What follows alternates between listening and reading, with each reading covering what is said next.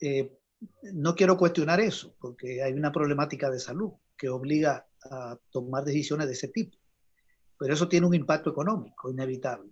Si la principal fuerza productiva, que es la mano de obra, sale de la empresa y va a la casa, en la casa trabaja, obviamente, entonces va a caer la producción mundial de bienes y de servicios.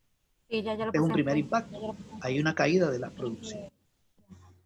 Los datos que se están manejando eh, plantean que casi todos los países la producción va a caer, que es lo que se llama, eh, cuando aumenta la producción se llama crecimiento económico. En este caso sería una contracción o una caída. Parece que una de las pocas economías donde todavía habrá un pequeño aumento de la producción es China, que se estima un 1%. En Estados Unidos ya se está hablando de una caída hasta donde va de este año de más de 4. Menciono Estados Unidos porque es la más grande del mundo, con más del 20% del Producto Interno Bruto mundial. Quiero quitar la Europa bendita también vaina. está en crisis. Le quité la foto que Asia, yo. América Latina. ¿Se está oyendo bien? Sí, se está escuchando bien, dígame. Ok, continuamos. Entonces, eso significa que también se va a contraer el comercio. Caen las ventas entre los países. Entonces tenemos un año fuerte de caída del PIB y de las exportaciones mundiales. Algo parecido pasó en el año 2009, pero con menos fuerza.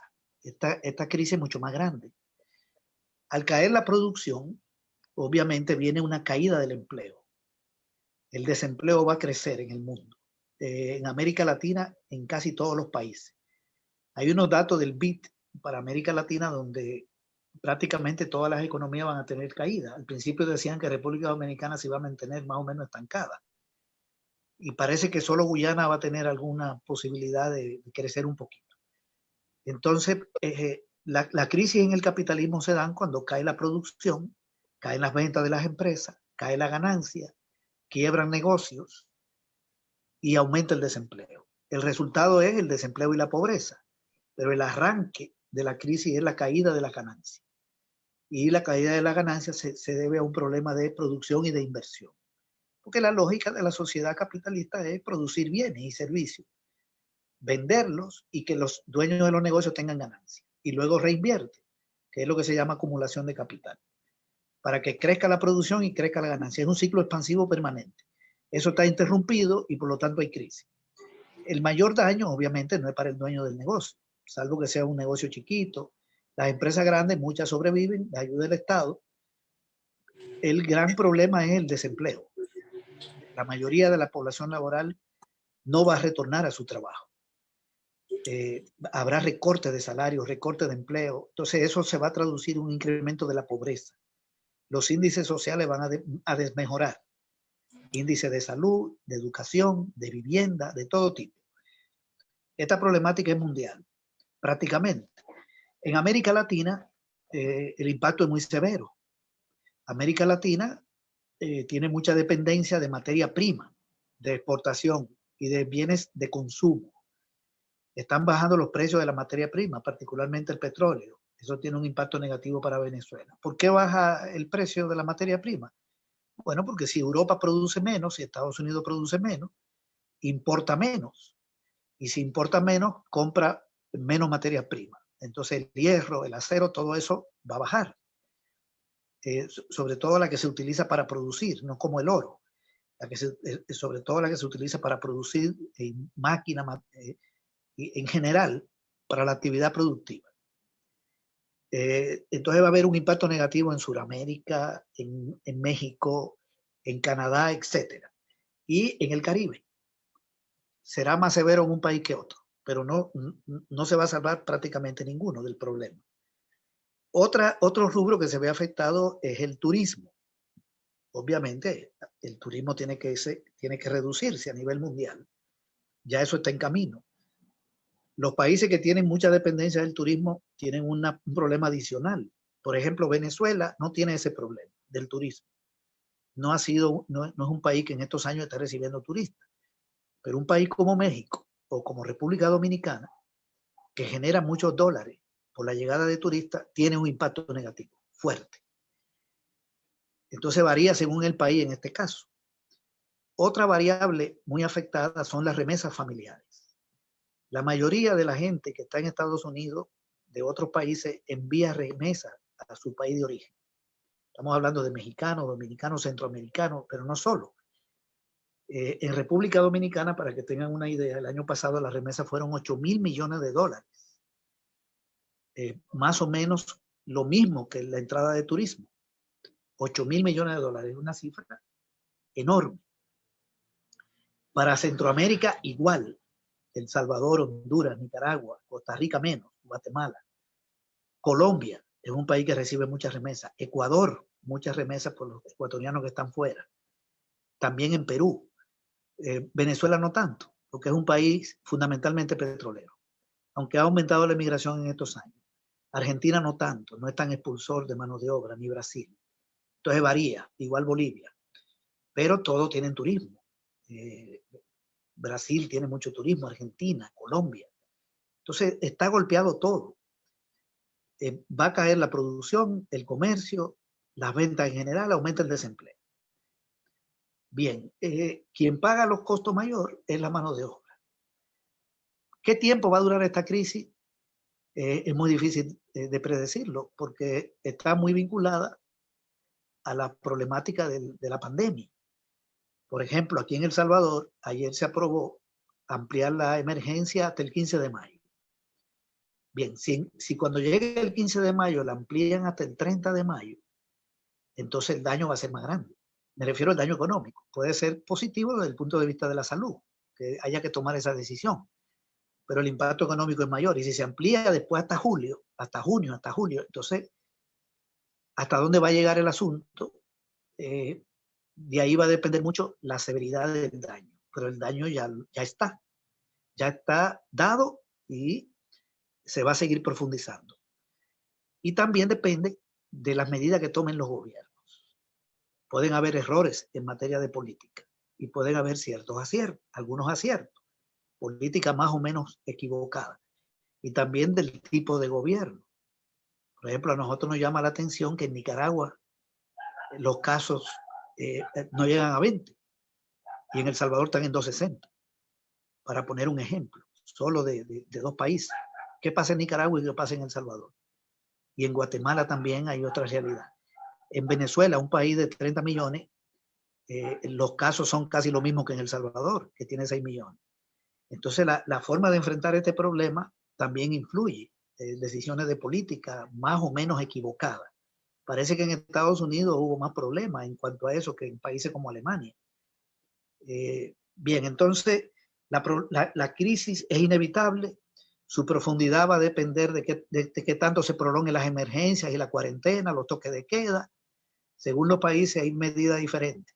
Aquí no hay toque de queda en El Salvador, pero hay cuarentena y estado de emergencia. En República Dominicana hay toque de queda, bueno. Y depende también de las medidas que tomen los gobiernos, del tipo de gobierno y también de la fortaleza que tengan las economías. Que por cierto, República Dominicana tiene algunas ventajas con respecto a otros países. Pero el daño es inevitable y vamos a tener un año muy fuerte, de crisis muy fuerte. Posiblemente la caída de la producción mundial supere el 5%. Digo la producción mundial. Y en algunos países puede llegar hasta 10 y 12%. Aquí en El Salvador se arrancó con 2%, después se pasó a 4%, y se habla de 6%, y el INCA está hablando de 12%. Una caída del PIB de 12% es muy grande. Ya se perdieron 70.000 empleos aquí. O sea, hay 70.000 personas que no volverán al trabajo. Estoy hablando de empleo formal, de gente que trabaja y cotiza en la seguridad social. Bien, yo quería decir algo de República Dominicana, porque esto es un enfoque muy internacional, en general. Después puedo volver a lo mundial para plantear otra tesis, algunas hipótesis. Pero en República Dominicana el daño también va a ser un poco fuerte. Por más diagnóstico o pronóstico que quieran hacer amañado algunas instituciones.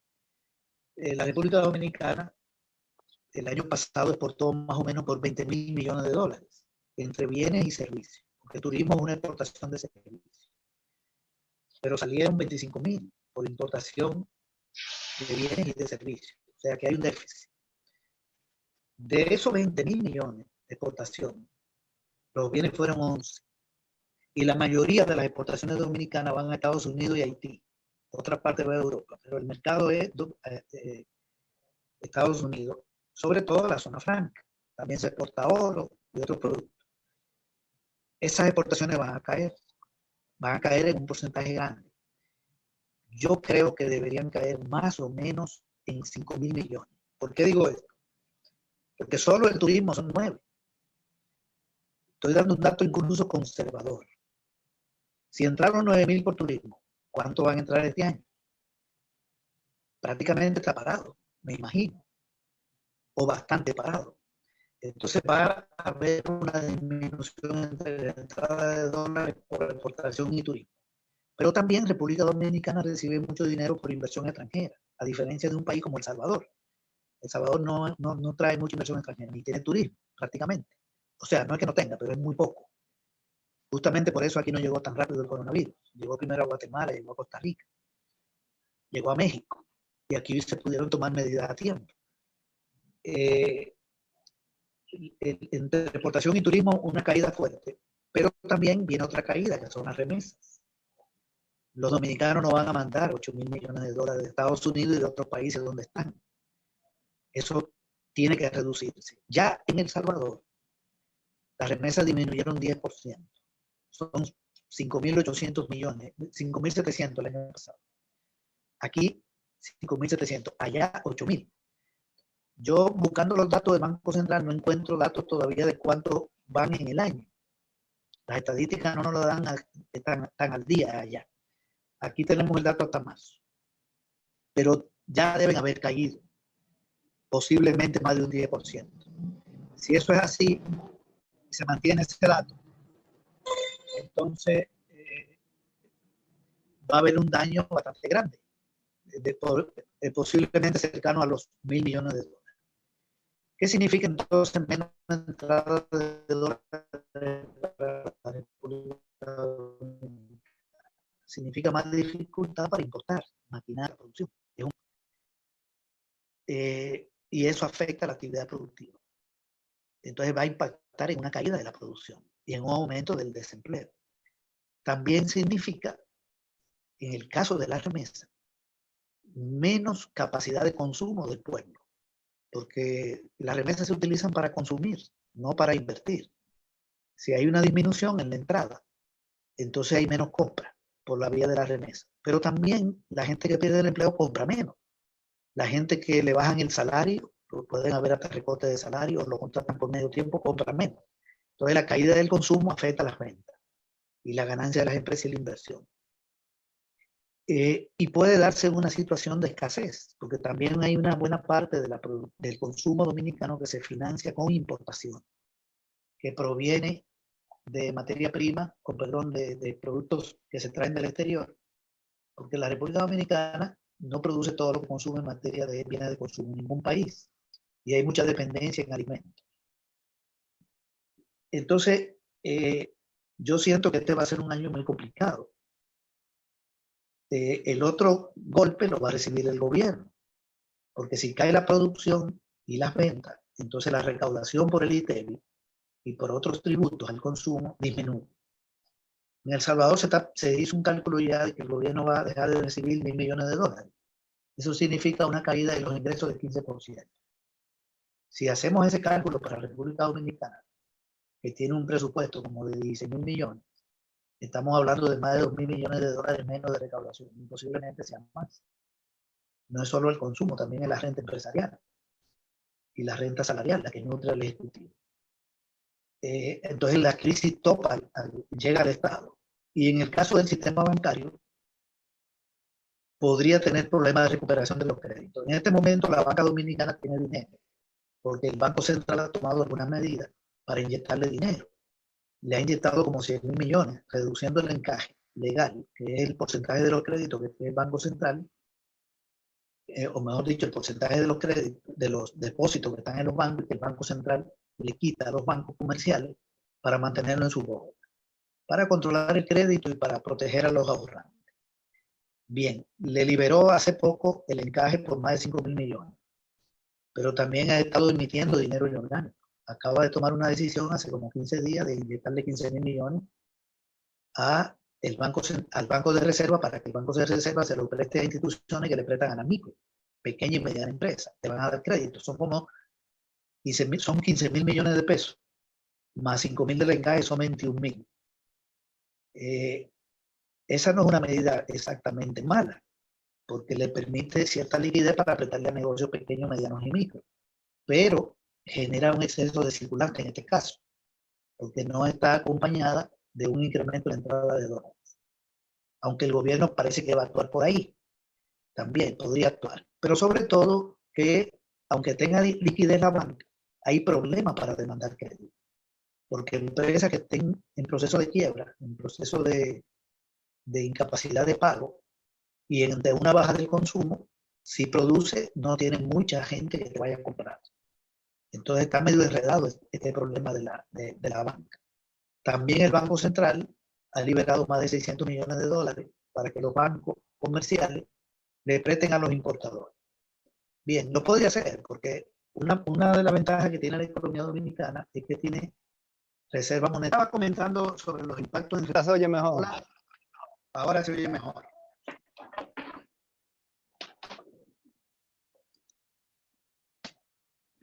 Yo estaba hablando de los impactos en República Dominicana, dando algunas valoraciones. Continúo.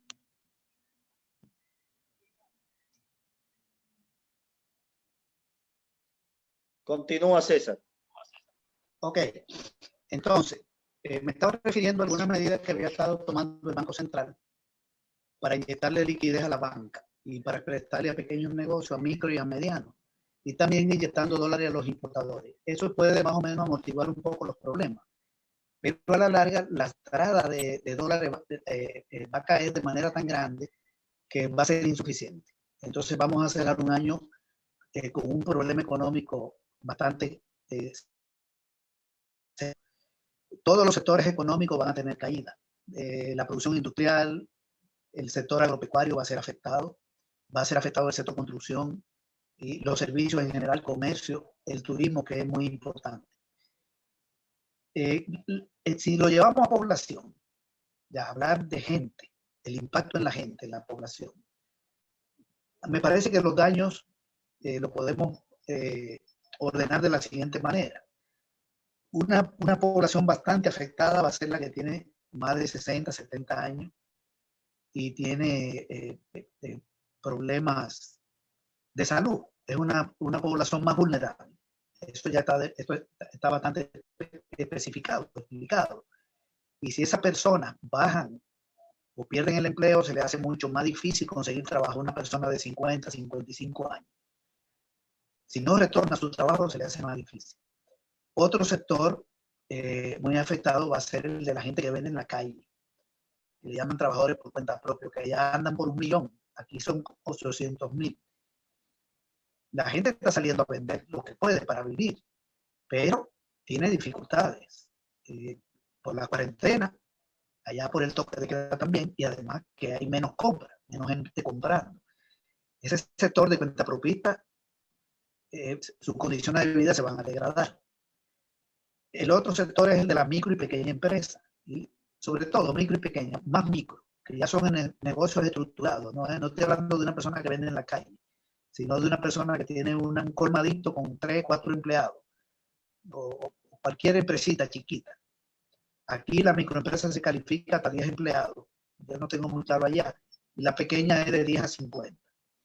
Y de 50 a 100 medianas y de más de 100 son grandes. Todas esas micro y pequeñas van a bajar las ventas. Algunas están cerradas, no están trabajando. Y las que están trabajando están vendiendo menos. Ahí viene un problema para ese sector enorme. Es la mayor cantidad de empresas del país generan más empleo. Eso también la mediana también paga las consecuencias. Algunas empresas turísticas, empresas industriales, la zona franca. Solo que esa tiene más posibilidades por su tamaño y por sus recursos y por los apoyos del gobierno. Pero también va a haber un golpe ahí. Entonces, viene un aumento del desempleo de la población asalariada bastante grande, de cualquier tipo de empresa. Otro sector muy afectado es la gente del campo, por el problema de la falta de producción y de la caída de la demanda de los productos. En Dominicana son como 1 millón de gente, aquí anda por el medio millón. Las mujeres, como núcleo social específico, las mujeres sufren de todo, son la mayoría de las microempresarias.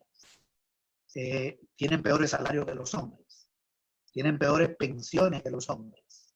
Las mujeres se le pueden agravar los problemas estructurales que ya tienen, de acoso, violencia por parte de grupos criminales, de delincuentes. ¿Cómo van a ir a denunciar en esta situación? La violencia intrafamiliar sube, eso ya se sabe, pueden aumentar hasta los embarazos indeseados. Toda esa forma de violencia, la violencia económica, la violencia simbólica, la violencia física, está planteada para las mujeres. Obviamente hay mujeres que pertenecen a un estrato social diferente a otro. Estoy hablando en términos bastante generales, pero me refiero sobre todo a las mujeres trabajadoras, las mujeres campesinas, las de estratos medios. También la niñez y la adolescencia, que depende de los núcleos familiares y que dependen sobre todo de las mujeres. Si hay un problema de ingreso en un hogar, la mujer paga más que el hombre. Eso ya está claro. Maneja más el presupuesto y se preocupa más por resolver los problemas. Y cuando hay crisis de ese tipo, tienen más problemas de tipo psicológico, incluso. Pero bien, los hombres también son afectados. No estoy diciendo que no. También la gente que está en situación de calle, la gente que vive en la calle, yo no sé cuánto es en República Dominicana, ese tipo de población. La gente que duerme en las calles, ahí hay un problema de salud que se le puede agravar. Pero ese debe ser un grupo no muy grande. Bien, entonces, ya aquí estamos hablando de la mayoría de la población afectada, pero digamos focalizada en estos sectores, trabajadores, gente desempleada, y van a empeorar las pensiones.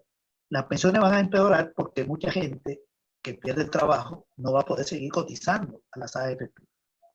Obviamente, si yo pierdo el empleo, ya no me van a descontar de mi salario para un fondo de pensión, ni el patrón va a poner la aportación patronal. Entonces, si yo logro conseguir empleo dentro de 2 años, ya perdí 2 de cotización, si es que consigo el empleo.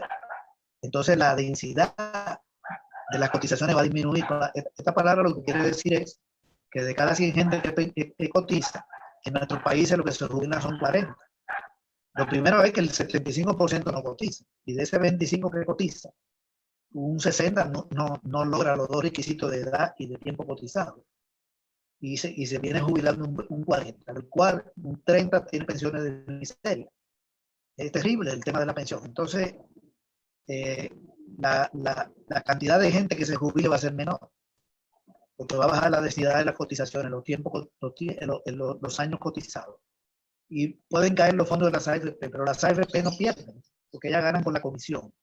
Es la única empresa que no puede tener pérdida, porque cuando cobran la comisión saca la ganancia, saca el costo y la ganancia, y el dinero que queda lo presta, y si crece, bueno, beneficia al dueño de ese fondo, a la persona que cotiza en su cuenta individual.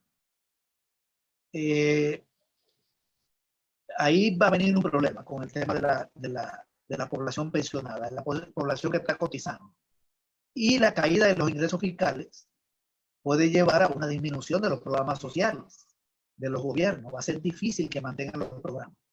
Entonces, el resultado en República Dominicana, como en El Salvador, como en cualquier otro país nuestro, la mayoría, va a ser un incremento de los niveles de pobreza. Y eso significa deterioro de las condiciones de vida de la mayoría de la población. ¿Cuánto puede crecer la pobreza? Es muy difícil. Yo no me atrevería a hacer un estimado, porque insisto que depende de la severidad de la crisis y también de las medidas que tomen los gobiernos. Hay países donde pueden haber medidas que amortiguen más que en otros. Por ejemplo, Nicaragua. Si yo hablo de Centroamérica, Jenny me había planteado la posibilidad de decir algo en El Salvador. Porque aquí se está haciendo una propaganda en El Salvador alrededor de un presidente que se está vendiendo en el mundo como un presidente exitoso en esta cosa. Pero resulta que los casos son menos en Nicaragua y los muertos. César, se está oyendo un poco mal.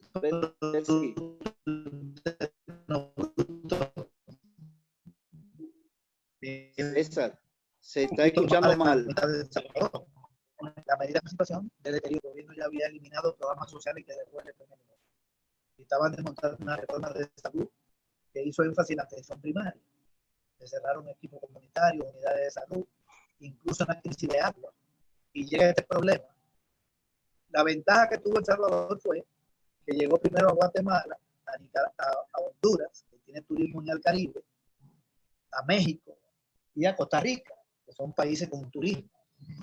Y El Salvador es más chiquito y está más desconectado. Entonces pudo tomar medidas a tiempo.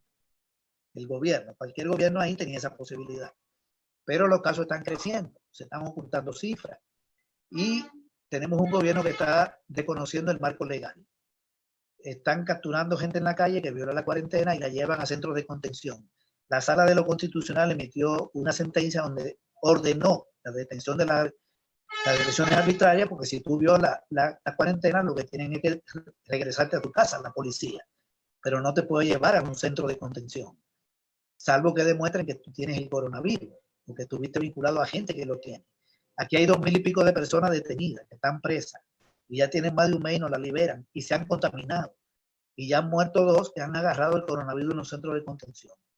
El presidente dijo que ese fallo de la sala le importa, que lo que quieren los magistrados es matar gente, y que él no va a matar gente. Entonces ya hay una cadena de protesta, hay abogados y organizaciones que están planteando que la Asamblea Legislativa le abra un juicio, que el fiscal le abra un expediente y le pide a la Asamblea que le quite el fuero y le abra un juicio, y le quite el fuero y que se le ordene una investigación para que la fiscalía actúe y se le puede hacer un juicio y se le puede hasta destituir. Eso está planteado ya en el país. Y ya hay crítica incluso hasta de congresistas de Estados Unidos, hasta de Bachelet. Hasta Bachelet se ha metido en el lío de que se están violando los derechos humanos en El Salvador. El fiscal no hace nada. Es un fiscal controlado por los gringos, que son el sostén de este gobierno. Y la Asamblea, de mayoría de derecha, le está aprobando todo. Hasta ahora. El estado de emergencia le aprobó 2,000 millones, pero no lo consigue, el dinero. Y sigue pidiendo. Ayer pidió 1,000 millones más. Aquí hay una situación complicada. Está cayendo la producción y todo eso. Y están aumentando el descontento con el gobierno. Pero todavía Bukele mantiene un caudal de apoyo que no es despreciable. Ganó en primera vuelta con 54%, en un marco de cierto de prestigio de los partidos políticos. El FMLN todavía no se recupera, tiene un problema de división interna. Prácticamente no es partido de oposición. La nueva dirección que está ahí no opina sobre nada. El secretario general. Y esos tipos de problemas benefician al gobierno. Arena, que es el gran partido de la derecha, de la oligarquía, tiene mayoría en la Asamblea, pero juega con el gobierno. Le aprueba las cosas para que los oligarcas se metan en las compras públicas. Pero hay un deterioro en las condiciones de vida. Finalmente, para yo cerrarlo y darle paso a una discusión con ustedes, había una pregunta que me había hecho Jenny sobre el tema de las pensiones. El asunto es el siguiente. En República Dominicana las AFP tienen alrededor de 14,000 millones de dólares de los fondos de la gente.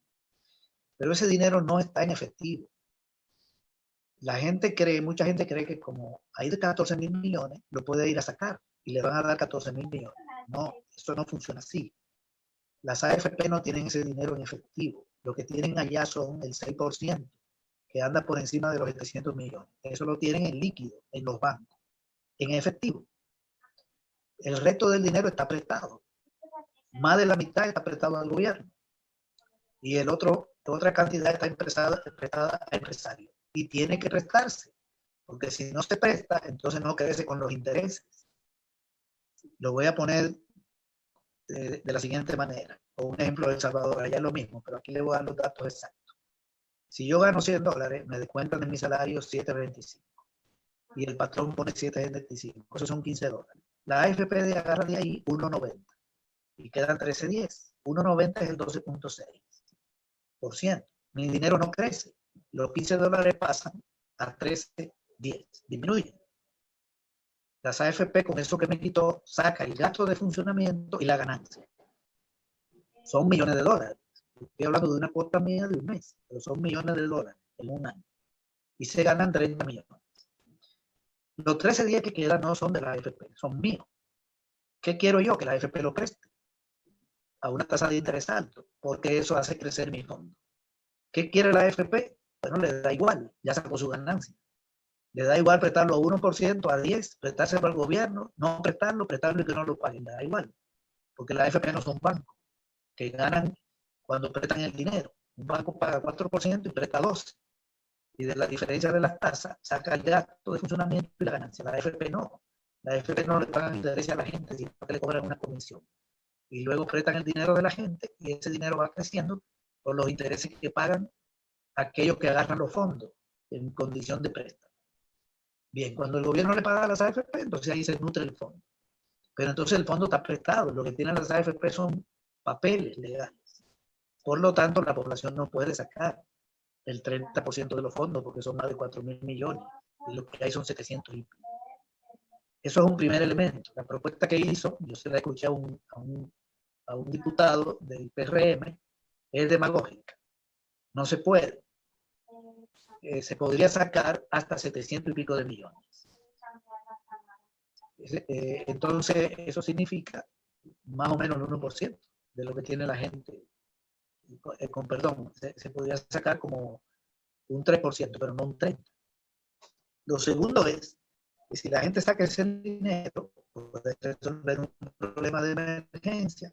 Un muchacho una persona de 30 años y su compañera de 30 años tienen un hijo, dos hijos, dos hijas, pierden el empleo los dos y ahí tienen $8.000, pueden sacar 4 y sobrevivir. Digamos, eso no estaría mal en esa lógica, para una emergencia que si el gobierno no te va a resolver, porque el gobierno no le va a resolver a todo el mundo. Pero ¿cuál es el problema? Que cuando se va a jubilar tiene $4.000 menos que se lo llevó. Más los rendimientos, y no tienen los rendimientos de sus 4.000 porque no se prestaron en ese periodo. Entonces, si esa medida se toma, hay que plantear que la gente cuando se va a jubilar ponga el dinero. Que lo ponga en efectivo o lo ponga a trabajar. Para el que lo quiera sacar. Si es que se aprueba. ¿Verdad? Yo creo que a alguien le puede ayudar. Si cae en desgracia. Pero esa no debe ser una salida a la problemática de la gente. La salida debe ser una demanda al Estado para que él tome medidas a favor de la población más afectada. Porque los estados generalmente toman medidas para salvar a la gran empresa. En Estados Unidos salvan a la banca con dinero de la Reserva Federal. Pero ¿quién salva al que va a perder el empleo? A la muchacha de la zona franca que ya no va a volver a la zona franca y va a quedar en la calle, 28 años y 2 hijos. Entonces era el Estado. Y cualquier acción por el lado de las pensiones que sea una cosa muy específica, muy esporádica y muy voluntaria para una gente que caiga en desgracia como una posibilidad. Nada más. Pero ese no es el eje de la política. Ese es mi comentario sobre ese tema de las AFP. Miren, yo en general preferiría dejarlo hasta aquí, mi intervención. Traté de hacer un enfoque internacional dominicano e identificar los sectores afectados. Población trabajadora, mujeres, población de tercera edad, dueños de micro y pequeña empresa o dueñas, que la mayoría son mujeres, etcétera. Ahí se focaliza lo principal. Los sectores medios, algunos sectores medios también tendrían daño. Sectores profesionales, profesores, etcétera. Pero ese es un sector que tiene más condiciones para enfrentar la situación. Y puede haber uno que otro empresario que caiga en desgracia, que le quiebre el negocio, pero ese es un porcentaje muy chiquito de la población. Y el gobierno podría tener en el futuro un problema de pago de su deuda. La deuda ya está en 45.000 millones de dólares, es un poquito más de la mitad del PIB, y el gran problema es que se destina mucho del presupuesto a su pago. Y puede ser que la recaudación para el año que viene, este año ya va a haber problemas, el año que viene sea mucho menor y se dificulte el pago. Si no busca una renegociación, va a tener que destinar un porcentaje mayor a pagar la deuda y destina menos a salud, educación, y eso degrada más las condiciones de vida del pueblo. Entonces hay muchas demandas que están planteadas frente a esta problemática, que es la que debe levantar la izquierda. Bien, yo creo que cierro aquí. Les agradezco de nuevo que me haya dado la posibilidad de participar en esta reunión y dar esta opinión. César, lo que deseen hacer preguntas me la pueden hacer levantando la mano. De todas formas, Fernando Peña, antes de irse, porque pide excusa porque tenía que dar docencia, dejó 3 preguntas que yo la voy a hacer en nombre de él, leerla porque la dejó en el chat de todo. Dice, además de los elementos aportados por César en su análisis, quisiera ver qué medición hace de la deuda pública y cómo observa el impacto de la deuda externa dominicana en la nueva situación económica tras el descenso de la crisis sanitaria y la problemática global. Otra pregunta es cómo operará el problema o fenómeno migratorio y cuáles se advierten podría ser la tendencia de las poblaciones migrantes y particularmente la dominicana en Estados Unidos. Y la otra, tras la crisis, en un análisis de escenario, ¿cuáles serán las características básicas del proceso de reestructuración capitalista aquí en la República Dominicana y cuáles sectores jugarán un papel conductor o hegemónico del sistema? Las demás personas me van haciendo las preguntas, les voy a pasar inmediatamente para que la hagan de manera directa, toque, y vamos a ir a César contestando esta en principio. Yo quisiera, Monchi, que él complementara ahí, si me permite. Una pregunta así, o sea, sí, que formule ahí mismo, porque él habló en principio de algunas hipótesis. Por ejemplo, sería ver el impacto político que puede tener esta crisis, que es la última pregunta que hace Fernando. Un complemento tanto en América Latina, cuál sería la dinámica que esto pudiera tomar y particularmente en el país. Lo dejamos ahí. Las otras personas que quieran preguntar, me ponen la manita, inmediatamente lo llevo en orden. César, te paso. Ok, vamos a comenzar. Sobre la emigración, el comportamiento de los dominicanos en Estados Unidos. Yo creo que el impacto va a ser la reducción de la remesa. Ese es el impacto inmediato. Este año y posiblemente el año que viene. Depende del agravamiento de la crisis en Estados Unidos. Dentro de la gente que pierde el empleo allá está la población latina. Los problemas se agravan, entonces hay menos flujo de remesa. Eso es obligatorio, es una ley. No creo que los dominicanos que están allá decidan irse a vivir a otro país. No sé, Radamés conoce más que yo esa situación.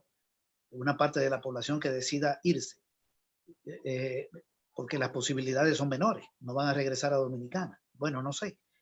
Entonces, para mí el impacto es más que allá se degradan sus condiciones a una parte, y al degradarse envía menos dólares a Dominicana, con todo lo que eso implica para la economía en general, porque las remesas ayudan muchísimo. Ayudan a la familia que recibe el dinero, la gente compra, beneficia al empresario que le vende al que compra, el dinero termina en el banco le va bien, las remesas van a los bancos, el banco le presta a los importadores, los dólares regresan a Estados Unidos y de allá se traen los productos. El gobierno recauda con la remesa, porque esos 8.000 millones son consumo, y cuando la gente consumo paga ITEVI, y si alguien con la remesa compra medicina, entonces beneficia al dueño de la farmacia. En fin, dinamizan la economía. Entonces, es un daño fuerte. En el caso de la deuda, la República Dominicana, incluso lo tengo aquí a mano, ese fue un dato que lo quise tener a mano porque sé que es un tema importante. La deuda de República Dominicana, será el año pasado, estaba en 45.000 millones de dólares. Esa es una deuda que representa más o menos 52-53% del Producto Interno Bruto. Cuando la deuda supera el 50%, se estima que es un poquito pesada. Es pesada, pero hay margen. No está el país en crisis de deuda todavía. Todavía la República Dominicana se puede seguir endeudando. O sea, encuentra quien le preste. Yo no lo estoy recomendando. Lo que quiero decir es que tiene margen. Pero cuando uno ve su composición de esa deuda externa, que son de esa deuda de 45.000 millones, la externa son 23.000. Y casi todo es del gobierno central. Del gobierno central, no es de las instituciones públicas, como por ejemplo la CDE, no. Casi toda la deuda externa es del gobierno, porque el sector público se divide en gobierno central, que es el órgano ejecutivo, legislativo, judicial, las instituciones públicas no financieras, como por ejemplo la CDE, y las instituciones públicas financieras, como el Banco de Reserva, solo para mencionar tres. Entonces, quien está endeudado allá fuertemente es el gobierno central. Aquí en El Salvador, por ejemplo, la mayor deuda no es del gobierno, es de las instituciones públicas no financieras, o sea, empresas públicas. Allá es el gobierno. Y de la interna, que son 21.000 millones, 11.000 pertenecen al gobierno. Y el resto es del sector público, en este caso, del Banco Central, de Reserva, financiero, del sector público financiero. Eso quiere decir que en República Dominicana no está muy endeudada las instituciones públicas no financieras. El que está hasta el tope es el gobierno central. Y eso significa que el gobierno central debe el 75% de toda la deuda. Casi toda la externa, que son 23.000, y 11.000, casi 12 de la interna. Es un gobierno endeudadísimo, el gobierno central. Entonces, el gran problema no es la relación deuda-PIB, que es la que suelen hacer los economistas. Ese es un cálculo que no es bueno, porque el gobierno no es dueño del PIB. El Producto Interno Bruto es el valor de los bienes y servicios de un año, que allá supera los 80.000 millones de dólares. Yo le estoy dando el dato en dólares para poderlo comparar con otros países. Hay que multiplicar eso por 50 y pico para llevarlo a pesos. Entonces, ese PIB se divide en la ganancia de los empresarios, que es altísima, el salario de la gente que generó el PIB, y lo que el gobierno capta a través de los tributos. Se divide en tres, va a tres manos. El gobierno es dueño de una parte. ¿Cuánto capta el Estado Dominicano de ese PIB? 13%. Eso es lo que le toca, el 13%, que es lo que recauda de los tributos. Y es el más endeudado. Entonces, la deuda es muy fuerte para el gobierno. Y del presupuesto del Estado, casi el 30% es para pagar deuda. O sea que el Estado paga más deuda que lo que le da a salud, educación, junto a los dos ministerios más grandes, salud, educación, y a seguridad pública. Entonces, está pesadita para el gobierno central, no para el sector público. Para el sector público hay margen. Entonces, si la pregunta de Fernando es ¿qué va a pasar con esa deuda? Yo la respuesta que puedo dar es la siguiente. Si el gobierno no renegocia esa deuda, el gobierno va a tener problemas de pago el año que viene. Por dos razones. Una, porque, digo el año que viene, porque este año, digamos, está programado en el presupuesto y es un año donde le pueden ayudar un poco los organismos financieros por la crisis. Pero el año que viene hay que presentar el presupuesto para el año que viene. ¿Qué puede pasar ahí? Que el gobierno diga no puedo destinar tanto dinero a pagar la deuda. No, el presupuesto no va a ser de 16.000 millones de dólares. Ese presupuesto tiene que bajar porque va a ser en medio de una contracción económica. No puede decir que va a recaudar lo que recauda este año. Esos ingresos caen, porque esta crisis va a trascender al año que viene. Entonces, o reduce a la mitad educación, salud y todos los ministerios para pagar la deuda. Mejor ni pensar en eso, porque eso va a generar estallido social, digo yo.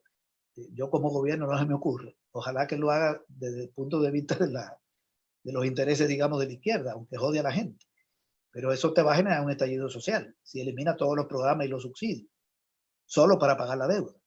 O decide no pagar la deuda, o pagar la mitad. Si decide pagar la mitad, cae en default. Entonces no hay préstamo.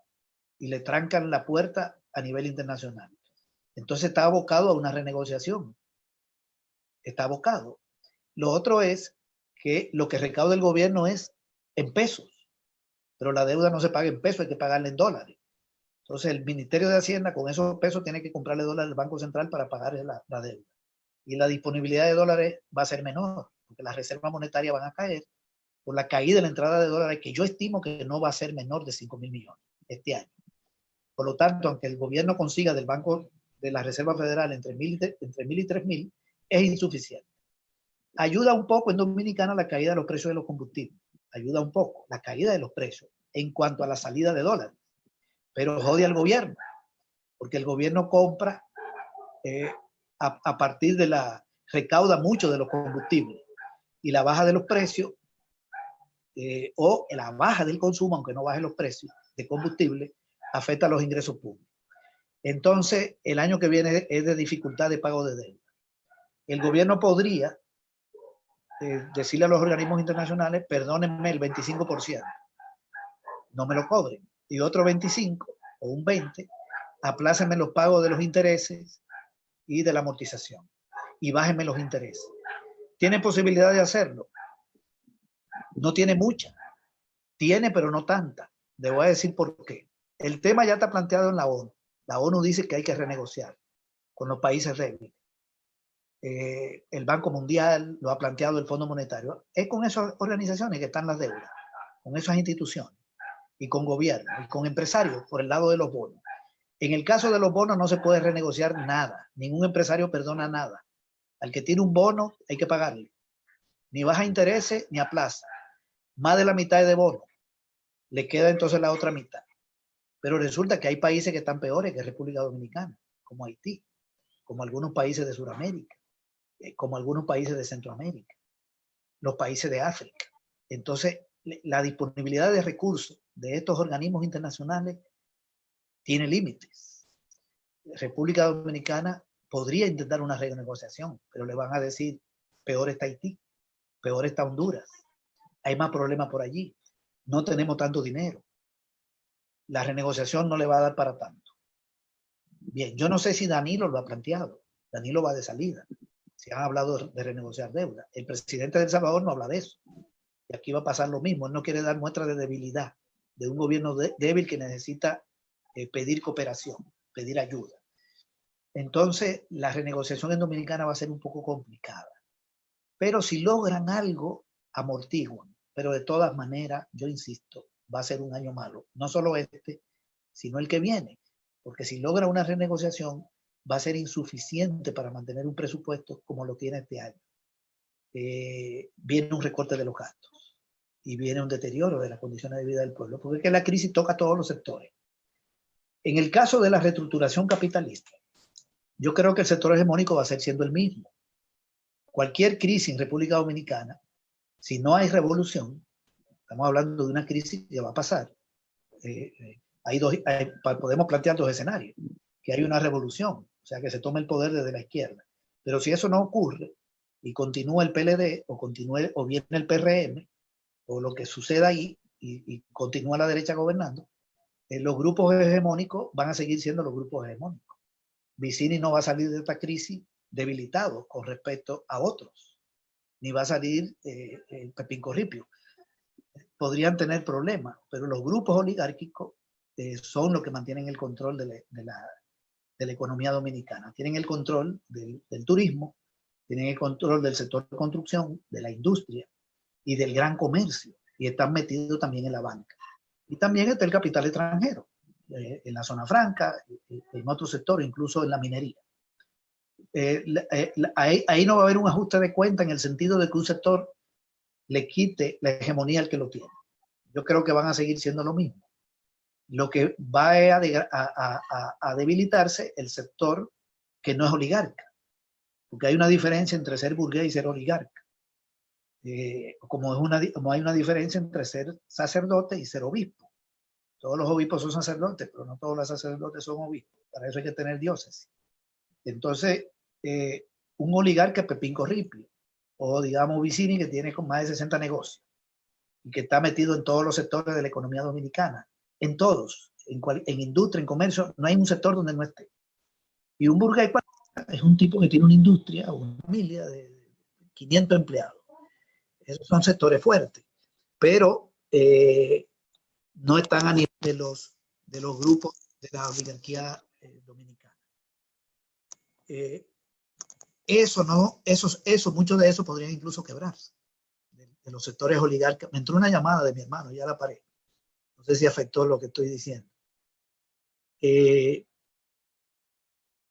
Entonces, a mí me parece que la República Dominicana, cuando pase la crisis, no va a cambiar ni siquiera el modelo económico. No tiene capacidad de decir, paso del turismo y de la construcción a una economía que gira alrededor de la agricultura y la industria. No, la agricultura y la industria no aportan ni el 20% del PIB dominicano. El PIB dominicano es de servicio, sobre todo turismo, comercio, el sistema bancario y fundamentalmente también la industria de la construcción, que es muy poderosa. Eso va a continuar, yo creo. Van a seguir siendo los ejes del funcionamiento, porque un modelo económico no se cambia de un año para otro, ni en medio de una crisis. Hay países que pasan 100 años dependiendo de un rubro económico. Por ejemplo, Dominicana vivió con un modelo agroexportador azucarero un siglo. Fue hasta el año 83 que el turismo dio más dólares que la industria azucarera. El Salvador vivió un siglo dependiendo del café. Venezuela vivió un siglo, o todavía no tiene un siglo, pero va para un siglo dependiendo del petróleo. Entonces, cambiar la estructura económica se lleva tiempo. Los sectores poderosos salen más poderosos al final y se tragan a los más chiquitos. Esa es mi valoración sobre esa pregunta. En el caso del impacto político, es que aquí es muy complicado el asunto. Por lo siguiente, vamos a ver. Las condiciones de vida de los pueblos se degradan. En Perú, en Centroamérica, en República Dominicana, se degradan. Aparentemente, eso crea condiciones para que la izquierda pueda fortalecerse, puede crear condiciones. Cuando hay crisis económica y degradación de las condiciones de vida del pueblo, hay un caldo de cultivo para que mucha gente pueda irrumpir en política en contra del gobierno, en contra del régimen. Una parte se puede hacer hasta anticapitalista, podría ocurrir, pero también puede ocurrir que la izquierda no esté a la altura de la situación y la crisis pasa y el capitalismo sigue. Le voy a poner un ejemplo. La crisis del 29-33, que ha sido la más fuerte, que se ha conocido en los últimos, no sé, 80 años, esta podría llegar a ese nivel. Cuando termina en el 33 no hay revolución en Alemania. Quien está gobernando en Alemania es Hitler, justamente en el año 33. Toma el poder Hitler. Y luego Franco en el 39, en medio de la guerra civil española que se desata. Y termina Franco controlando el poder. Lo que surge es el fascismo de la guerra, de la crisis. También, incluso en Italia, se fortalece Mussolini. ¿Qué pasó ahí? Eso es una historia larga, pero ahí hubo errores de la izquierda. Entonces la crisis no necesariamente te va a provocar en República Dominicana un repunte de la fuerza de la revolución, de Alianza País, del MPD, del PST. Podría ser, pero podría ser que continúen gobernando los mismos, continúa siendo la derecha la misma que controle. Lo mismo puede pasar en El Salvador. Aquí se están deteriorando las condiciones de vida del pueblo, pero la gente puede concluir que el año que viene, en el 21, hay que darle diputado a Bukele. En vez de darle diputado al FMLN, hay que darle a Bukele, porque Bukele está convenciendo al pueblo de que el problema que él tiene es la Asamblea Legislativa que lo traba, según él. Y si el pueblo se traga que los problemas se deben a la Asamblea, él va a barrer en las elecciones de diputados del año 21 de febrero, en medio de una crisis. Porque lo que está en crisis en este país no es Bukele, lo que está en crisis aquí es el FMLN y Arena. Aquí hay una crisis de oposición, no una crisis de gobierno, aunque ya se está generando un cierto malestar en la población. Entonces depende de lo que haga el frente, depende de lo que haga el partido de la oligarquía, en el caso de El Salvador, depende de lo que haga la izquierda hondureña, depende de lo que haga la izquierda dominicana. Los rumbos son distintos, no hay un destino, eso no existe. Lo que hay son condiciones para que la izquierda pueda aprovecharla. Para que haya una revolución, tiene que haber una situación revolucionaria que, según Lenin y los marxistas, son tres cosas. Una crisis económica, ya la tenemos, que agrave las condiciones de vida del pueblo, eso está dado. Una crisis social, que no es indicadores sociales, no son deterioro de las condiciones de vida. El deterioro es resultado de la crisis económica. La crisis social es auge de la lucha de masa. Crisis social es lo que pasó en abril del 84. Crisis social es el Caracazo. Eso se llama crisis social. Cuando las masas irrumpen en política y el sistema no la controla. Y la económica es el quiebre de negocios, desempleo, miseria. A la burguesía se le vienen abajo los negocios. El pueblo irrumpe en política. Ya tiene crisis económica y social, pero falta la política. La crisis política es si la burguesía no puede mantener su dominación a través del Estado. Porque se divide o porque el empuje del pueblo lo lleva a una caída. Una situación así se presentó en Argentina, cuando el corralito. Crisis económica, el pueblo irrumpe y caen 3 gobiernos en 2 semanas. Ahí está la situación revolucionaria clásica, pero falta algo para la revolución. La situación se presenta, falta ahora la vanguardia. ¿Quién conduce? Si no hay conducción, la situación revolucionaria pasa y se puede caer en un periodo de estancamiento, que es el que nosotros estamos viviendo desde hace mucho tiempo en Dominicana. Se puede caer en un periodo contrarrevolucionario, como el que se abrió aquí con Balaguer después de la guerra, o se puede caer en un periodo de receso momentáneo para un reimpulso. Todo puede ocurrir. Entonces, lo que se puede decir es que hay condiciones para que se den procesos revolucionarios a nivel mundial. Hay condiciones que se están dando. Y también hay otro elemento que yo no lo he tocado, que me parece más importante a nivel de la economía mundial y del capitalismo mundial, que es que de esta crisis Estados Unidos va a salir más debilitado y China más fortalecido. Todos están tocados, pero la economía china o crece 1% o se estanca. La gringa va a tener una caída. Por lo tanto, China sale de aquí más cerca de Estados Unidos, más cerca. Si Estados Unidos hoy tiene el 24% del PIB mundial y China el 17%, cuando esto termine, China va a tener el 18%, Estados Unidos el 22%, el 21%, ya están cerca. Y China es el país más exportador. Por lo tanto, se va a acelerar la sustitución del dólar como la moneda mundial. Ese cambio viene, se está acelerando, el mundo se está desdolarizando.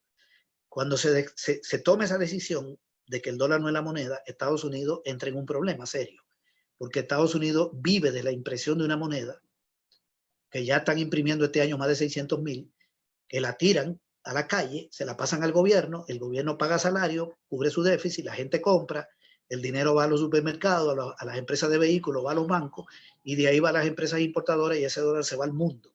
Y Estados Unidos compra en el mundo emitiendo papeletas. El día que el dólar no sea la moneda, Estados Unidos no puede mantener ese nivel de importación que tiene, que es una importación que no la puede reducir sin afectar su aparato productivo, porque es minerales, es maquinaria, es vehículo, es materia prima, y también alimentos y bienes de consumo que no lo puede sustituir, como la ropa. Entonces, eso le trae una contracción. Y esa contracción a los gringos estremece la economía capitalista mundial. Entonces, la crisis de hegemonía que ya está en gestación, porque hay una crisis de hegemonía, Estados Unidos no tiene la hegemonía mundial, hay un mundo multipolar, donde China tiene un poder solo como China, y en alianza con Asia, con Rusia y la India, es un superpoder. Y tenés ahí a Sudamérica. Si vuelve Lula, es un poder fuerte en alianza con Venezuela, con Argentina, y están en el BRI. Entonces, esa crisis de hegemonía se va a agudizar, y eso abre condiciones para las revoluciones, pero también abre condiciones para las guerras, y abre condiciones para el fascismo. Cuando se generó la primera crisis de hegemonía, que fue cuando Inglaterra perdió el control de los mares, porque apareció la aviación, entonces ya el control militar Inglaterra lo pierde, se desatan las dos guerras mundiales por conquista de mercado y materia prima. La primera termina con la derrota de Alemania, fundamentalmente, y la segunda, la derrota de Alemania, Francia, Japón e Italia. Y sale un poder hegemónico que es Estados Unidos. Y Inglaterra deja de ser pierde la hegemonía mundial, militar, económica y política. Hoy estamos en esa crisis de hegemonía. De la crisis de hegemonía salen guerras y pueden salir revoluciones. La revolución rusa fue resultado de la Primera Guerra Mundial. La China fue resultado de la Segunda, y la vietnamita y la coreana. Hay otras revoluciones que se han hecho sin guerra mundial, como la cubana, la sandinista. Pero de las guerras mundiales han salido las mayores y las más poderosas. Entonces, hoy estamos en una crisis de ese tipo. Pero también, insistimos, como no hay un camino único, el capitalismo se puede consolidar, porque la crisis económica no mata en el sistema.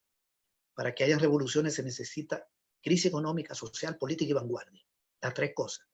La sociedad no cae por crisis económica. La crisis económica comenzaron en el siglo XIX. La primera crisis de sobreproducción de 1825. Después de la revolución industrial, que viene un despegue, viene la sobreproducción. Ya comenzando el siglo XIX. Han pasado 2 siglos, desde 1825, y el capitalismo sigue viviendo. Entonces, hay espacio para todo. Hay espacio para todo. La izquierda tiene que jugar su papel para que podamos transitar de esta crisis a revoluciones. Bueno, vamos a dar el último bloque de preguntas. Me ha pedido la palabra Tereso y quiero ver si alguien más lo pueden hacer levantando no te estoy la mano. Escuchando mucho, Monchi. Sí, vamos a hacer el último bloque de preguntas. En bloque lo tiene la palabra Tereso, y si se anima a otra persona o otra persona, se la damos inmediatamente. Entonces, le abro el micrófono. Okay. Monchi. Ajá. Monchi. He puesto la manita como 5 veces y levanto la mano. Pero yo no sé. Hay un problemita con el audio, que no te escucho mucho, Radamés. Sí. Monchi, Alejandro aquí también ha pedido la palabra con la manita. No, es que no la veo aquí, pero bueno. Entonces, Tereso, Alejandro, Tereso, Radamés y Alejandro. Yo quiero una inquietud con relación a la AFP, si me permite, cuando me toque el turno, por favor. ¿Con quién? ¿Quién tuto? Sí, Tito. Entonces, empezamos. Tereso. Monchi, ¿tú me estás oyendo? Sí, te estoy oyendo, sí. Muchas gracias. Primero, mi saludo ferviente al compañero. Y en segundo lugar, yo quiero, más o menos, él contestó la pregunta que yo estaba por hacer. ¿Qué capacidad tendrá el capitalismo, especialmente los Estados Unidos, de continuar manipulando y sosteniendo la economía y los gobiernos de la Latinoamérica después y dentro de esta pandemia? Jocelyn, Alejandro. Sí, mira, no pega. Bueno, ya nosotros nos abrazamos. Cuando nos van a hablar para que nos escuchen los sonidos de la casa. No vas a convertir en otro, en una diferenciación de lo que hemos sido hasta ahora, como sucedió con los hechos anteriores de cuando la Torre Gemela y toda esta cosa. El mundo fue otro sobre el terrorismo, ahora sobre el problema del coronavirus. Y qué medida que favorece en este momento a República Dominicana. Pero específicamente la pregunta va dirigida para aprovechar esa situación en las debilidades de las organizaciones de izquierda dominicana. Me parece que nunca ha habido una revolución sin la unidad de la izquierda. Me parece que nos diga algo sobre el problema de la unidad en la República Dominicana, porque aquí lo único que sabemos es dividirnos. Radamés. Okay, tengo un problema que no escuché bien la pregunta. Estoy teniendo problemas para escuchar el audio. La voz de ustedes la oigo muy bajita, de todos. ¿Se escucha ahí? Sí, un poco. Él plantea los problemas de la unidad progresista de izquierda. ¿Cómo tú lo ves? Plantea Alejandro en esta coyuntura. Ok. Radamés.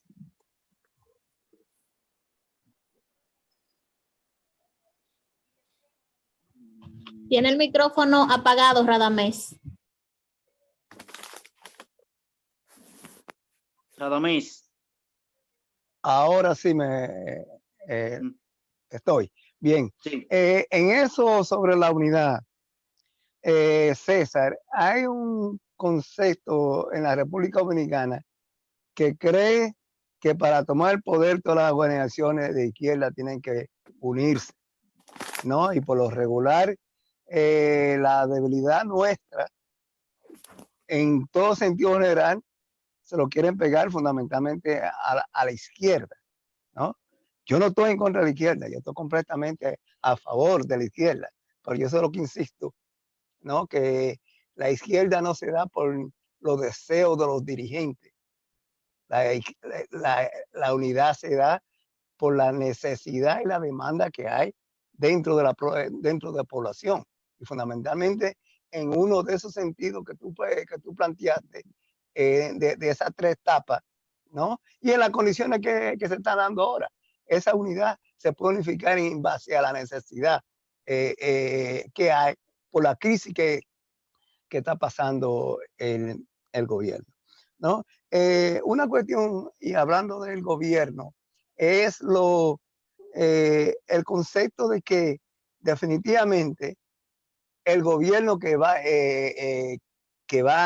vaya a tomar el poder, el cual definitivamente esperamos y creemos que no va a ser el PLD, pero quien coja el poder de los otros dos que tienen posibilidad, va a coger un país en crisis, ¿no? Que eso puede beneficiar a un tercero. Creo que los tres que están fundamentalmente compitiendo se van a es más de lo mismo. Pero esto sí podría dar una oportunidad a la alianza, y muy en particular a la alianza que se pueden organizar a través de vamos a decir, en este momento dado con Guillermo Moreno, ¿no? Eso puede dar un fortalecimiento dependiendo cómo nosotros, ciertos sectores de la izquierda y el mismo Guillermo y el país lo manejen. El último punto que me gustaría que tú tocara, César, es sobre la cuestión de la remesa, ¿no? Y la salida de la República Dominicana para acá es una cosa que en crisis siempre sucede en eso, ¿no? La gente empieza a emigrar, ¿no? Pero de la misma forma como pueden estar saliendo de aquí hacia allá, porque las condiciones que hay aquí, las deportaciones probablemente se agudizará más, porque la crisis económica, social, la presión que va a poner la reacción que hay dentro del propio gobierno se van a agudizar, ¿no? Pero una cosa que yo me he preguntado, ahora mismo hay necesidad, hay mucha preocupación, hay problemas económicos, porque son mucha gente que no están trabajando, que están en espera, que no están produciendo. Pero sin embargo se da un caso particular en la República Dominicana, y es que me dicen que la bendita oficina de remesa, la línea son de cuadras. Entonces la gente me dice, ¿y cómo es posible entonces? La gente, incluso yo le tengo que mandar nosotros le mandamos a la mamá mía, me dice, oye, ponlo a que me lo traigan a la casa, porque eso de tú mandarlo allá va a ser del diablo, la línea y el problema que hay en esa agencia de cambio. No sé cómo es que se da ese concepto. Problema económico aquí, pero sin embargo, quizá la necesidad allá imponen a que se envíe más dinero. ¿Es cuánto? Bueno, terminamos entonces la pregunta con Tuto. Bien, yo lo que quería hacer una valoración sobre la AFP. A mí me da, conozco un poco la ley, que la AFP sí pueden erogar unos fondos que están dormidos, que no le corresponden a ellos ya, que son de los afiliados. Yo pienso que la AFP pueden devolver a hacer el estudio actuarial de cada uno de los dueños de la cuenta de capitalización individual de más de 60 años y devolverle ese dinero a esos envejecientes.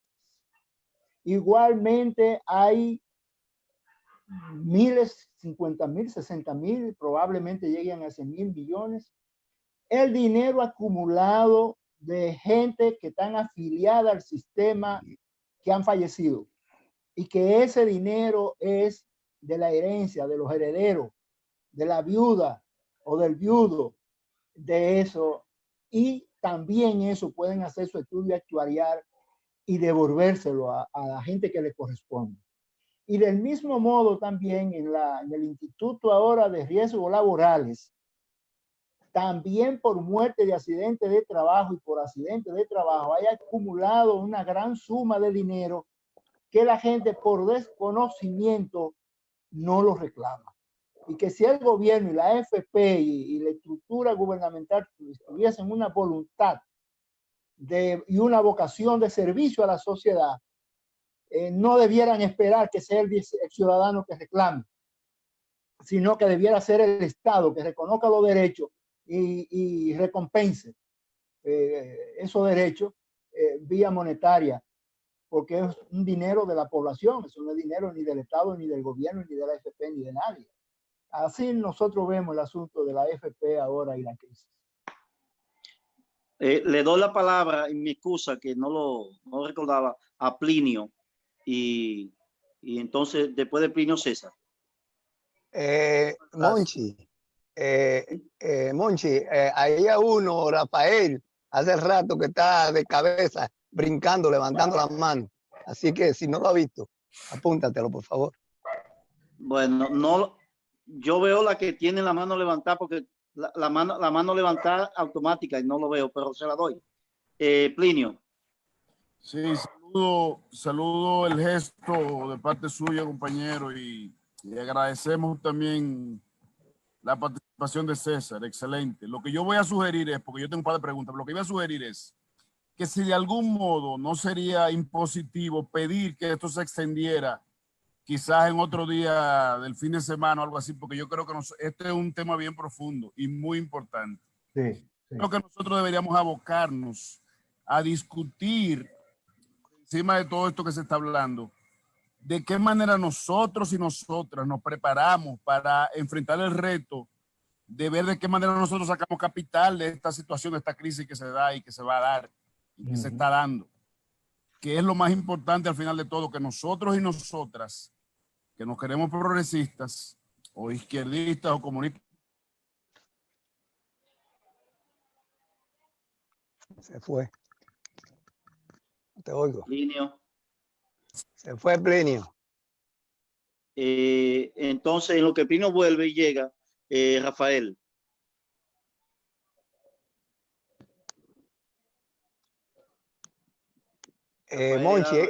Monchi, es que le quitaste el sonido a Plinio. No tiene sonido.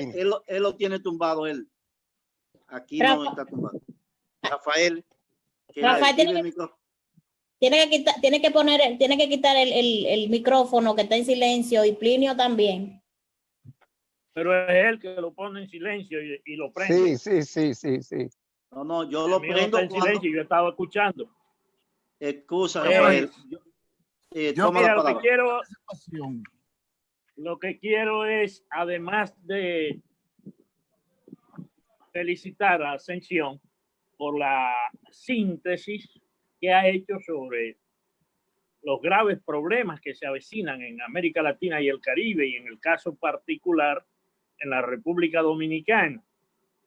Ahora, yo quisiera escuchar de Ascensión brevemente, obviamente, cuál es la perspectiva de lo que Regalado, por ejemplo, ha llamado la guerra de posiciones en América Latina, que es la confrontación Cuba-Venezuela, era Ecuador, Argentina, Honduras, Bolivia. Es decir, ¿cuál es el cuadro que se viene en medio de esta crisis frente a los países?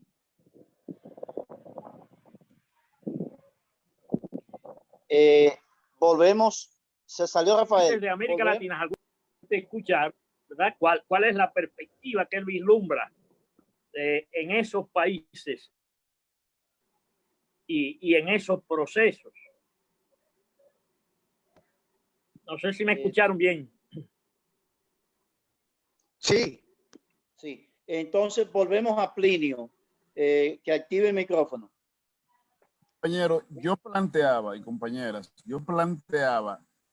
que si no era muy positivo pedirle a César que podamos extender este conversatorio, quizás otro día, fin de semana o cualquier día que sería conveniente que fuese conveniente para todos, porque yo creo que aquí hay mucho material que discutir. Esa es mi sugerencia.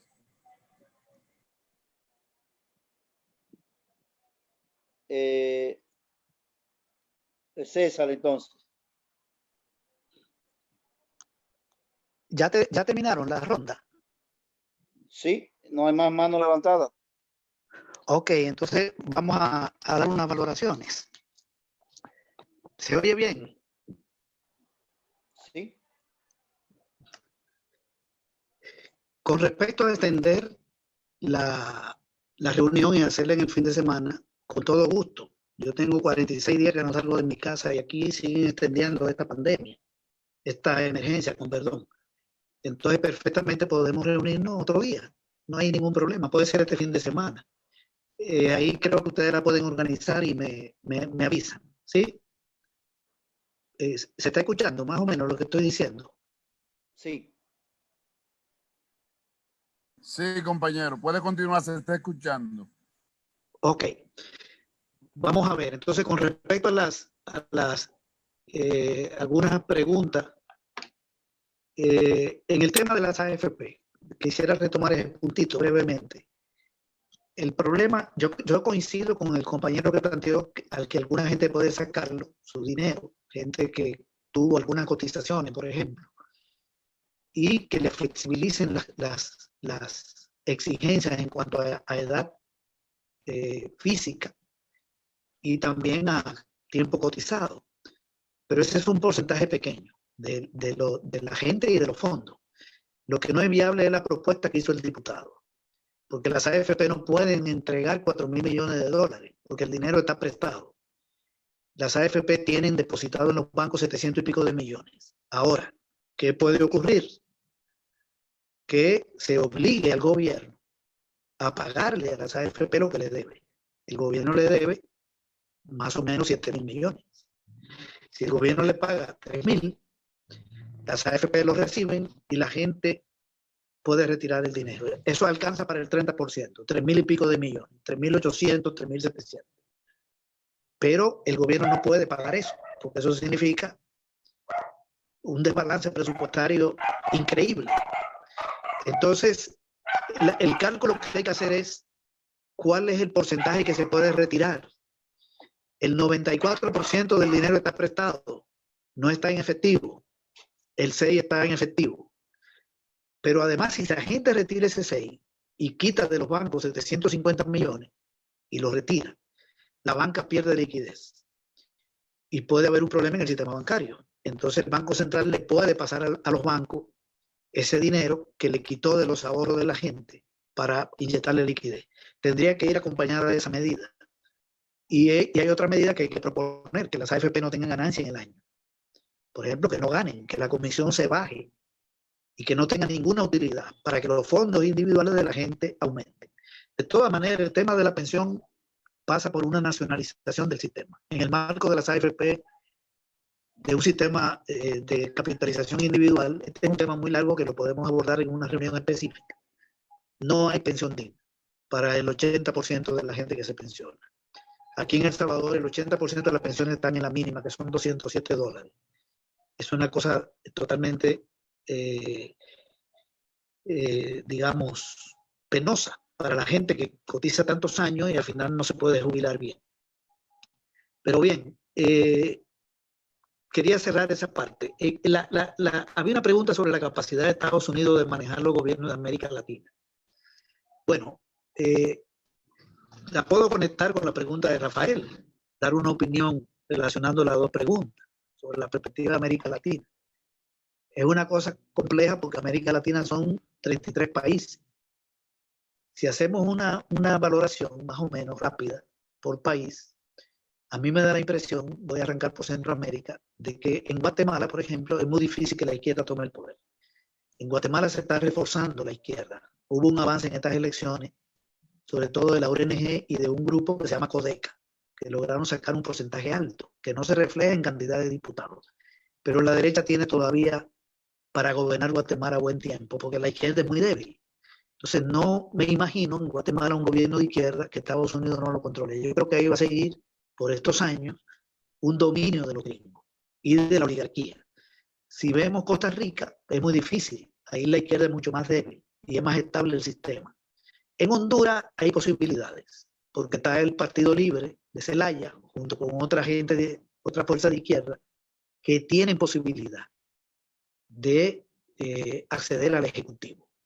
No creo que lo vayan a hacer por una vía que no sea electoral. Es muy difícil que se planteen otra vía, muy difícil. Las condiciones para una vía armada habría que ver si se dan. Eso no lo escoge la vanguardia, eso lo define la vida. Entonces, pero por la vía incluso electoral, en Honduras no nos sorprendamos si hay un cambio de gobierno en los próximos años. Creo que no queda mucho tiempo para las nuevas elecciones, quedan como 2 años. ¿Podría generarse una guerra? Bueno, nada se descarta, pero viene un problema económico serio, porque es uno de los países más débiles de la región y que más tiene dependencia de Estados Unidos, por el lado de exportación y de remesa. El país que está del capitalismo mundial de lo que está peor, Estados Unidos. Bien, entonces puede haber un avance de la izquierda en Honduras. Si nos vamos a Sudamérica, a mí me parece que los venezolanos ya resolvieron su problema de poder político. El problema que tienen en Venezuela es el poder económico, el problema económico. La derecha no va a tomar el poder político. El PSV no le va a dar entrada ni al órgano judicial, ni al control del Ejecutivo. Tienen la constituyente y van por la Asamblea Legislativa. Esa es una oposición dividida, degradada. Hay un sector que no está por problemas, que prefiere ponerse de acuerdo con el gobierno. Ahora, los problemas económicos en Venezuela se pueden agravar un poco por el problema petrolero que está planteado a nivel mundial. Pero lo que ha pasado a ese pueblo me da la impresión de que ese gobierno se mantiene en Venezuela. En el caso de otros países de Sudamérica, yo tengo la impresión de que el Lula puede volver a ser presidente de Brasil. Están dadas todas las condiciones para una vuelta del PT. Tengo esa impresión en Brasil. Bolsonaro está debilitado y lo que viene ahora es un deterioro mayor. Y tendrían que controlarlo por la vía del órgano judicial. Pero ya Lula está prácticamente libre o semilibre. Entonces, un retroceso ahí puede generar un estallido social de gran dimensión. Yo creo que ahí se dan condiciones para una vuelta del PT. Si hay una vuelta del PT en Brasil y se mantiene la revolución venezolana, la cubana, los sandinistas se van a mantener, a eso no lo saca nadie. Pero digamos, Nicaragua tiene un peso menor, pero digamos Cuba, que tiene un peso político, Venezuela, que es un país fuerte. En el caso de Brasil, Lula, y ahora tenemos la vuelta del peronismo de izquierda en Argentina, eso genera un quiebre de la situación que tenemos en este momento, porque Brasil tiene un peso muy superior a todos los demás. Y tenemos a López Obrador en México, que bueno, no está haciendo una transformación, digamos, revolucionaria. Tampoco la prometió. Son transformaciones democráticas, mejoría de las condiciones de vida del pueblo, pero tiene una política exterior que no es controlada por los gringos. Ahí fue a parar Evo Morales. Tiene buenas relaciones con Venezuela. No es un factor de problema para los procesos revolucionarios, sino de apoyo. No le pido más a López Obrador que una política exterior favorable para la izquierda, para Cuba, para Venezuela. Esa relación, ese eje, México, Brasil, Argentina, Venezuela, es fulminante. Incluso si la derecha se sale con la suya en Bolivia y Evo no vuelve, o no vuelve, digamos, el MAS, no Evo, sino el MAS, suponiendo que haya un revés y llegue la derecha. No tiene suficiente capacidad para desestabilizar a Venezuela ni a ningún país importante, porque Bolivia tiene un peso económico y político muy limitado. Pero además, el gobierno de derecha que surge en Bolivia, si es que surge un gobierno de derecha dentro de las elecciones que vienen, dentro de 3 meses, va a ser un gobierno que va a lidiar con una situación muy difícil y es resultado de un golpe de Estado. Yo creo que en Bolivia el pueblo se va a rebelar y puede haber una salida incluso que no sea electoral, sobre todo si hacen un fraude y trancan al MAS. Ahí hay una caldera fuerte. En Uruguay ya el Frente Amplio salió. Hay un gobierno de derecha que no tiene ningún peso político internacional. El Frente Amplio puede volver o puede seguir la derecha y no es un factor de desestabilización. Y en Chile hay un proceso de deterioro de Piñera. ¿Cuál es el problema que yo veo en Chile? El problema que veo en Chile es la alianza del Partido Comunista con Bachelet, con el Partido Socialista, que es lo único que logra llegar al gobierno. Y cuando llegan al gobierno, no cambia la política económica. Es positivo que esté esa alianza a que esté Piñera o el partido de Piñera. Y no se ve a nivel de... Pero es positivo, digamos. Puede volver. Yo creo que va a volver. Porque todo lo que pasó en Chile significa un deterioro fuerte de este régimen. Pero ¿hacia dónde se va a canalizar la energía popular? No tienen una vanguardia propia. Entonces van a ir a apoyar esa alianza. Ahí vuelve un retorno de esta alianza. Lo que necesitamos es que esa alianza se radicalice. El problema es que el Partido Socialista es muy blandengue. Es un partido que no cambió la política económica de Pinochet. Claro, en términos políticos es importante el sistema político, la política exterior. Pero bien, sería un avance que vuelva esa alianza. Yo creo que se puede dar. Esa alianza puede tomar el poder en Chile. En Perú está más difícil que haya un proyecto progresista. Ahí lo que hay es un deterioro de la derecha y posiblemente la vuelta de otra derecha. Ahí no veo tanta perspectiva. Y en el caso de Ecuador, en Ecuador va a haber un retroceso, porque Lenín Moreno va para afuera. La mayor parte de Alianza País está con Correa. Eso se demostró en el referéndum. Lenín Moreno está gobernando con el apoyo de la derecha oligárquica. La derecha oligárquica es la que va al gobierno. Creo yo que el deterioro de este gobierno de Ecuador no va a llevar al poder al partido de Correa. Primero, Correa no puede regresar al país. Patiño, el canciller de México también. Hay una persecución, está difícil. Ahí va a haber una victoria de la derecha que está fuera del Ejecutivo. Pero bien, ese es un país que tiene un peso limitado. ¿Para qué va a llegar el gobierno? A administrar una crisis terrible. También un país que depende mucho de petróleo y de banano, en el marco de una crisis económica internacional que está bajando los precios de las materias primas. No le va a dar estabilidad a Ecuador, como no le va a dar estabilidad a Bolivia, la continuidad de este gobierno de derecha, si es que se sale con la suya. En Colombia hay perspectivas importantes que hay que ponerle atención. Casi no se habla de Colombia. Petro sacó 45% de los votos en la segunda vuelta. Perdió 55-45. Y Petro representa un espectro progresista de izquierda. Detrás del voto de Petro está la FARC de Colombia. Ellos votaron por Petro. Y partido de izquierda. Ahí hay una mezcla de cosas.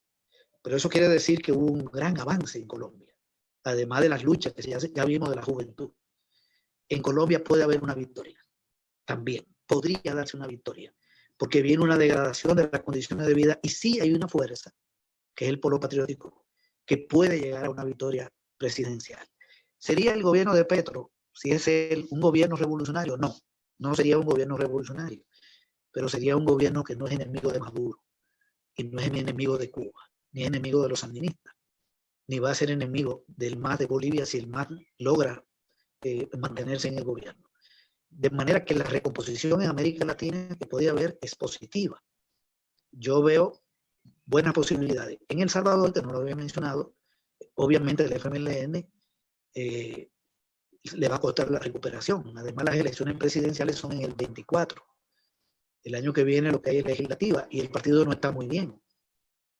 Viene de una derrota muy severa y está con una crisis de conducción en este momento. Es normal en medio de esta problemática. Lo más que puede el frente es mantener el peso que tiene hoy a nivel de diputaciones y alcaldías y está muy difícil. Pero para el 24 podría haber otra perspectiva. Pero lo más inmediato no es El Salvador. Lo más inmediato que tenemos es Honduras. Lo más inmediato que tenemos es Brasil. Es Bolivia. Ahí donde está más o menos focalizado. Estoy hablando de esta región. En el Caribe, se nos frizó. No sé ustedes, pero aparte de la mayoría de esos paisitos a los procesos revolucionarios, están metidos en el ALBA y hacen causa común, pero a veces con Cuba, con Venezuela, pero su peso es muy limitado. Lo más importante ahí es Cuba y República Dominicana, dentro de todo esto. Y ahí caemos en el problema dominicano. Antes de entrar en el problema dominicano, que hay una pregunta, quiero cerrar este enfoque regional diciendo que creo que puede haber una recomposición a favor de la izquierda y la fuerza progresista en América Latina. Y si hay una vuelta del PT en Brasil, es terriblemente peligroso para Estados Unidos, porque Brasil y México son el 70% del Producto Interno Bruto de América Latina. Lo repito, Brasil y México son el 70% del PIB. Después usted mete Argentina, Colombia y Venezuela, y ya llegó a 95. Ese peso económico se refleja en un peso social, en un peso político, en un peso militar. Entonces, es fundamental lo de Brasil. El PT no es un partido radical, ni mucho menos, pero se recompone el BRIC, que Bolsonaro lo intenta boicotear, no ha podido, que es la alianza con Rusia, con China y con la India, y tendríamos un gobierno amiguísimo de Venezuela. Venezuela vuelve al Mercosur y puede tener mucho respiro económico. Eso está planteado. Y lo estoy planteando no como esperanza, sino que lo estoy planteando porque estoy haciendo una valoración más o menos objetiva de lo que hay. Es decir, la situación del PT no es la situación de la izquierda dominicana, aunque el PT tiene muchos problemas. La situación del Partido Libre en Honduras es una situación que es bastante prometedora. Ha sido la segunda fuerza en estos años, con fraude, posiblemente la primera. Tiene un montón de problemas, pero objetivamente tienen posibilidades. No me puedo hacer ilusión en Costa Rica, donde la izquierda es algo totalmente irrelevante, o en Guatemala. Pero bien, ese es más o menos mi enfoque de esta región. Creo que el rumbo puede ser positivo y Estados Unidos se debilita políticamente si se da esta recomposición. Dominicana, yo, como el tema es de la izquierda, de la unidad, la pregunta que hacía creo que Alejandro, siempre hay que levantar la unidad de la izquierda. Yo creo que ese es un principio general. Lo ideal sería que en un país la izquierda esté unida o que haya un solo partido, tipo Cuba. Bueno, Cuba después que tomaron el poder, o digamos Venezuela, donde hay varios, pero están en un frente. Eso es lo ideal, la unidad de la izquierda. Yo creo que sobre eso no tengo nada que decir. Esa es una necesidad. Hay que trabajar por eso, siempre hay que trabajar por eso. Ahora bien, lo fundamental allá para mí no es la unidad de la izquierda. La unidad de la izquierda no resuelve el problema esencial, porque es una unidad de organizaciones débiles. Es positivo, pero no resuelve el problema esencial. ¿Cuál es el problema esencial para mí? Que la izquierda dominicana no gravita en la mayor parte del pueblo dominicano. Yo me crié en el Ensanche Luperón, y yo cuando voy allá voy al Ensanche Luperón y voy a los Capotillos. Tengo amistades. En esos barrios de la ciudad, la gente no ve a la izquierda como un referente. Me imagino que tampoco en Gualey, ni en Guachupita. No es un referente. El pueblo dominicano, la izquierda dominicana es una izquierda que va más o menos, se maneja más, por lo menos en la capital. No estoy hablando de San Francisco de Macorís, de Santiago, pero la capital, que es el grueso, o digamos el Distrito Nacional, es una izquierda que va de Ciudad Nueva más o menos a la universidad. Por ahí es donde gravita un poquito, y por ahí vive la gente. No tiene organización en Alcarrizo. No tiene organización no está organizado, no hay locales, no hay actividades de locales donde la gente la vea. Entonces, en la mente del pueblo dominicano, lo que existe es Leonel Fernández, lo que existe es Medina, lo que existe es Hipólito, Abinader. Si en el Ensanche Luperón yo le pregunto a alguien por un dirigente de izquierda y me da el nombre, me voy a sorprender. No son conocidos, ni las siglas, ni los nombres de los dirigentes. Hay una persona que se ha dado a conocer que es Guillermo Moreno.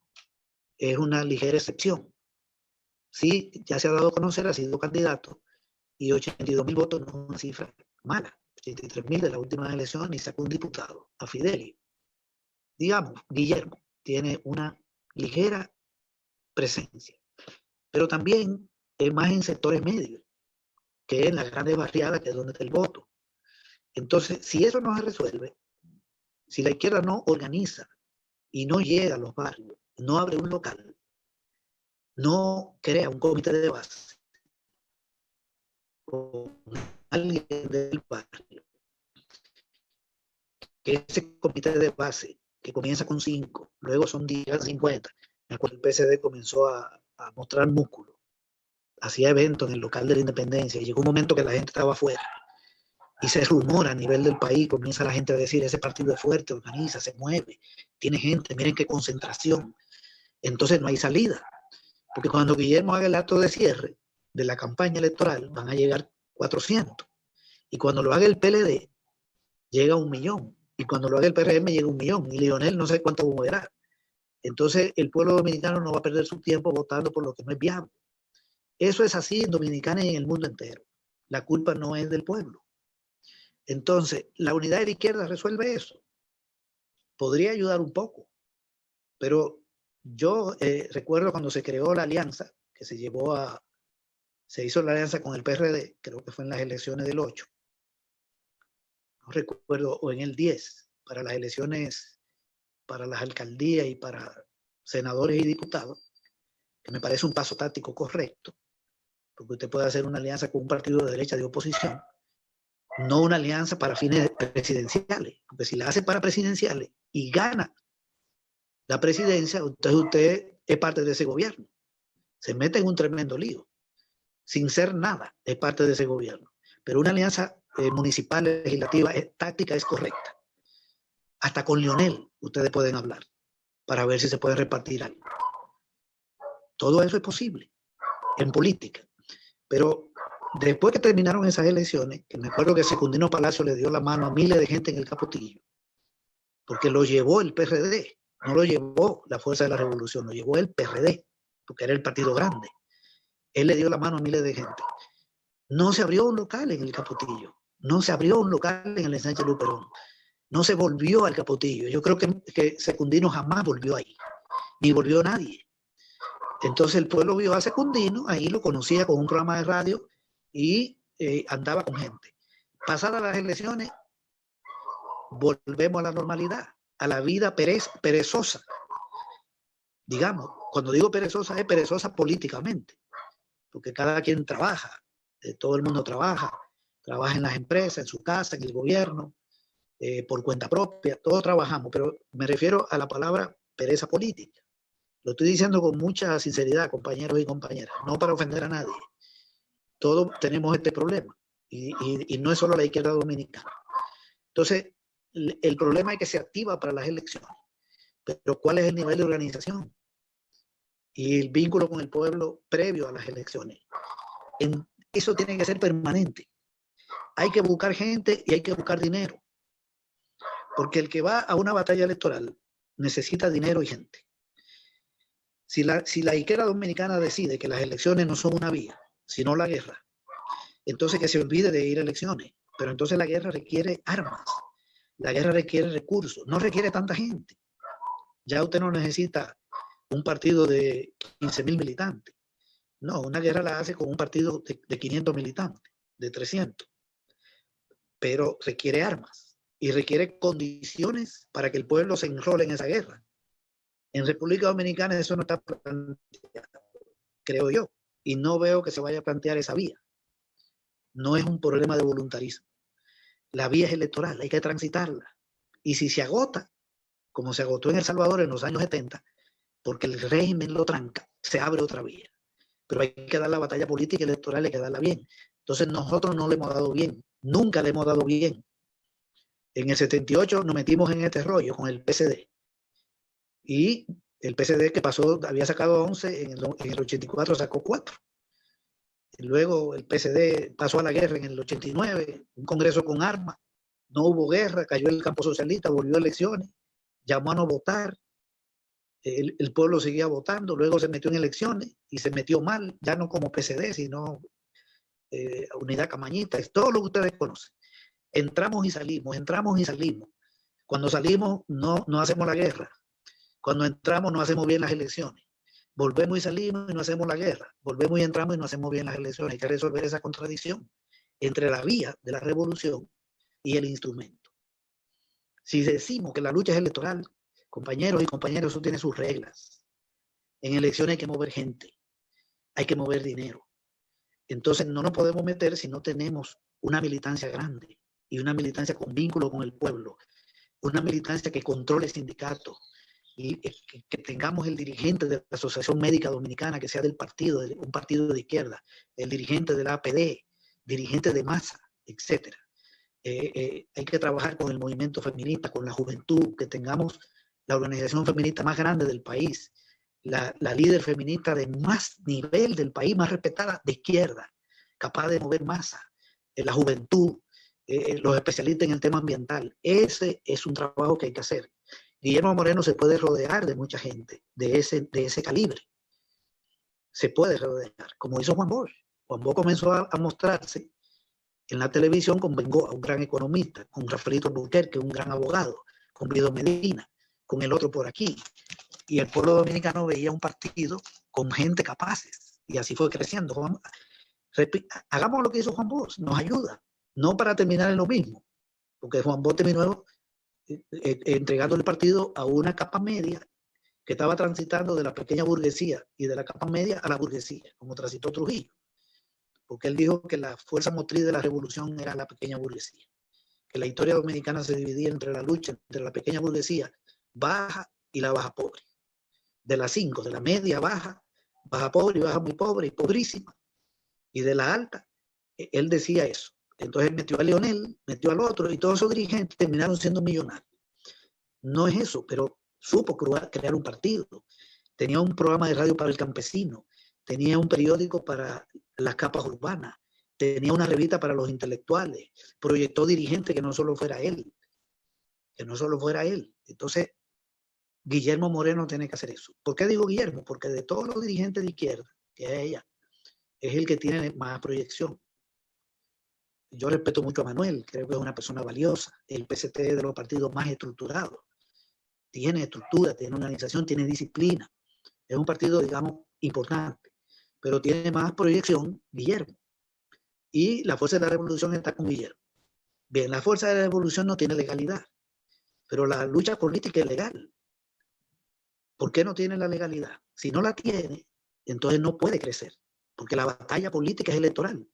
La batalla política no es clandestina de la década de los 60, 70. No estamos en esa lógica. Entonces lo mejor es que busquen la legalidad o que se funda con una alianza país. Yo creo que ustedes deberían buscar una fusión, entrar en Alianza País y generar una cuota de dirigentes y conducir a Alianza País hacia un giro más a la izquierda.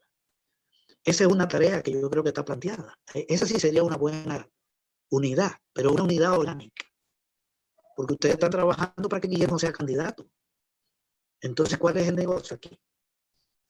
Esta reflexión la he comenzado, la voy a dejar aquí, y es la que le quisiera hacer como inquietudes frente a este tema. La izquierda no es débil por estar dividida. No. En eso coincido con Wilson, que lo dijo hace como 15 años. La izquierda no es débil por estar dividida. Está dividida porque es débil. Si ves, cuando la izquierda salvadoreña eran 5 fuerzas en la década del 70, vieron la posibilidad de tomar el poder y tenían condiciones, se unieron y crearon una fuerza única. Una fuerza única. Cuando el poder está cerca, se unen. Pero el poder está muy lejos en Dominicana, porque todas las fuerzas son débiles. Entonces la suma de débiles no resuelve. Yo creo que hay 2 que ya pueden hacer una alianza orgánica. Perdónenme, yo estoy de fuera, no sé los problemas que hay allá. Pero si ustedes se funden con Alianza País, se fortalece un poco. Y ese polo que se desarrolle.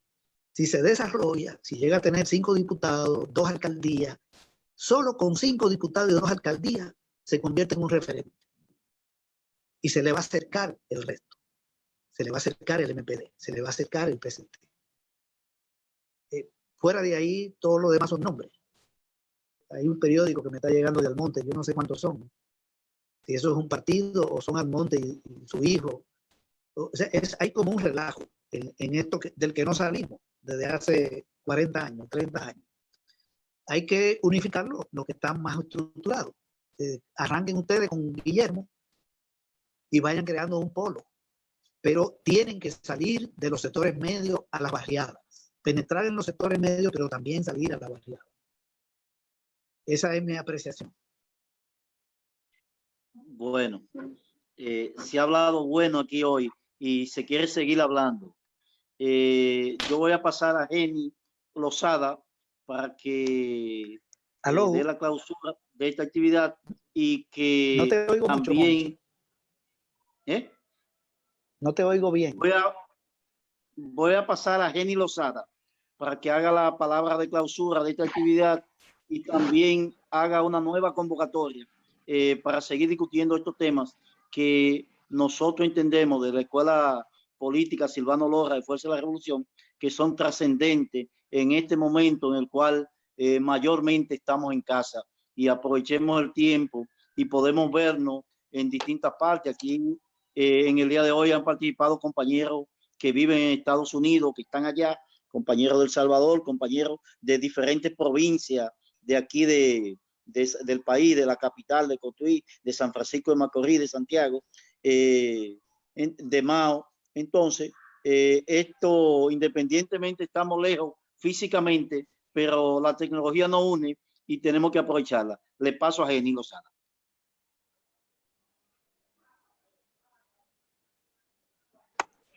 Buenas noches a todos y a todas los compañeros y compañeras, a los que se integraron a última hora. Realmente, como dice Monchi, este ha sido un conversatorio bastante rico. Se han vertido muchas ideas.